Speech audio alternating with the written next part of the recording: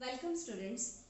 Saint Anthony national school civil line Wardha YouTube channel पर आपका सहर्ष स्वागत है। मैं मनीषा ढोरे आज आपको क्लास 10th के कुछ पेपर पैटर्न के बारे में बताना चाहूंगी। अब हमारा पेपर पैटर्न किस तरह का होता है आपको पता ही है बच्चों। हमें दो बुक होती है। सबसे पहले होती है साहित्य सागर। साहित्य सागर में कुछ पाठ तथा कुछ कविताओं की रचना की जाती है। वो प्रश्न होता है 40 मार्क्स के लिए। और उसके बाद सरस हिंदी व्याकरण जिसमें संपूर्ण ग्रामर का हिस्सा दिया हुआ रहता है और वो होता है 40 मार्क्स के लिए।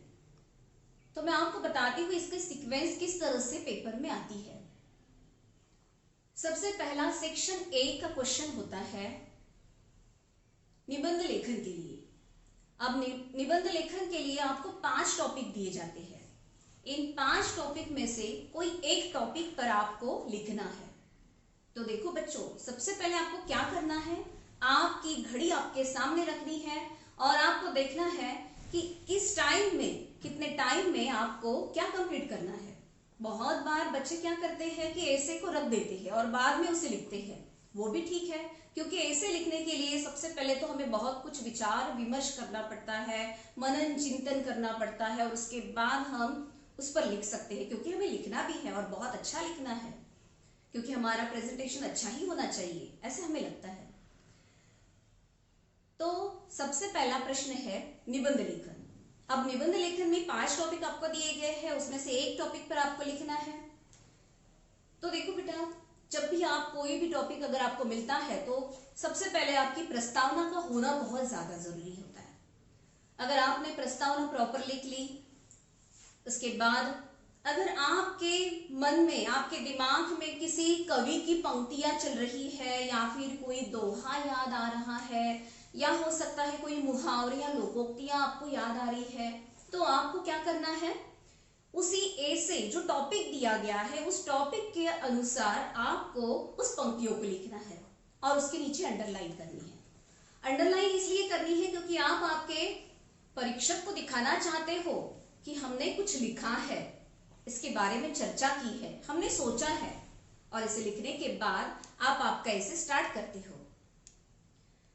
ये जो ऐसे है, ये जो निबंध है, ये कम से कम आपका 2 पेज का होना बहुत ज्यादा जरूरी है। इसीलिए उस टॉपिक को बहुत अच्छी तरह से पढ़ना है और उसे लिखना है। क्वेश्चन नंबर 2, प्रश्न क्रमांक 2। प्रश्न क्रमांक 2 में आता है पत्र लेखन। पत्र लेखन में सबसे पहला पत्र होता है औपचारिक अनौपचारिक। अब औपचारिक अनौपचारिक ऐसे दोनों भी पत्र दिए हुए रहते हैं, उसमें से कोई एक पत्र पर आपको लिखना है। वैसे बहुत बार देखा जाता है अनौपचारिक पत्र बच्चे बहुत अच्छी तरह से लिखते हैं, क्योंकि उन्हें ऐसे लगता है ये हमारे माता पिता के लिए है, ये हमारे भाई बहन के लिए है, अच्छा है। परंतु मैं चाहती हूँ कि औपचारिक पत्र भी आप लिखो। वो इसलिए क्योंकि वो नौकरी विषयक रहते हैं, व्यावसायिक रहते हैं और आगे जाकर आपको इसकी जरूरत जरूर पड़ने वाली है। तो इस तरह से होते हैं 2 पत्र, जिसे आपको 7th मार्क दिए जाते हैं। इसके बाद होता है एक पैसेज। बहुत ही बड़ा सा टॉपिक और बहुत ही अच्छा सा टॉपिक आपको मिलता है और उस टॉपिक पर प्रश्न पूछे जाते हैं। यहां तो आपके मार्क्स बिल्कुल भी नहीं जाते। अगर आपने उस संपूर्ण पैसेज को अच्छी तरह से पढ़ लिया है और वहां दिए हुए प्रश्नों के आंसर आपने लिखे हैं, तो मैं तो आपको कहती हूँ 10 आउट ऑफ 10 आपको मिल ही गए हैं। और उसके बाद 8 मार्क्स के लिए ग्रामर आता है। वैसे अगर देखा जाए तो ये भी ग्रामर का ही हिस्सा है, परंतु 8 मार्क के लिए और ग्रामर का हिस्सा आता है, जिसमें संज्ञा, विशेषण, क्रिया विशेषण, समोच्चारिक भिन्नार्थक शब्द रहते हैं, वाक्यांश के लिए एक शब्द रहते हैं, मुहावरे लोकोक्तियों पर आधारित आपको सेंटेंस तैयार करने होते हैं, काल परिवर्तन कीजिए। इसमें से कोई 8 प्रश्न आपको दिए जाते हैं और ये भी बहुत ही इजी रहते हैं। ये हो गया आपका बहुत ही इजी 40 मार्क्स का एक पेपर। ये हो गया आपका सेक्शन ए।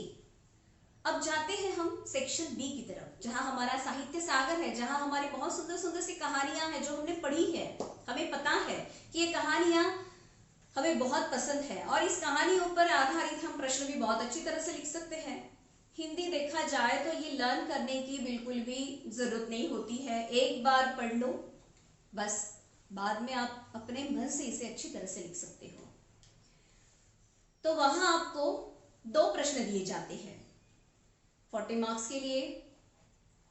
प्रश्न सेक्शन ए में दिया जाता है गद्य पर आधारित, पाठों पर आधारित 3 प्रश्न दिए जाते हैं और पद्य मीन्स कविताओं पर आधारित 3 प्रश्न दिए जाते हैं। 2 कंपलसरी है, 2 तो आपको लिखने ही है, वो होते हैं आपके 20 मार्क्स के लिए, और 2 तो आपके लिए ऑप्शन होते हैं बेटा, जिसमें आप कुछ भी लिख सकते हो। अगर आपको गद्य पर आधारित तीनों भी प्रश्न आते हैं तो आप तीनों भी लिख लीजिए, एक पद्य पर आधारित लिख लीजिए, शायद आपको कविता थोड़ी हार्ड होती है तो अगर आपको कविताएं अच्छी लगती है तो तीनों भी कविताओं के लिख लीजिए, और एक आप पाठों पर आधारित लिख लीजिए। हो गया आपका पेपर रेडी।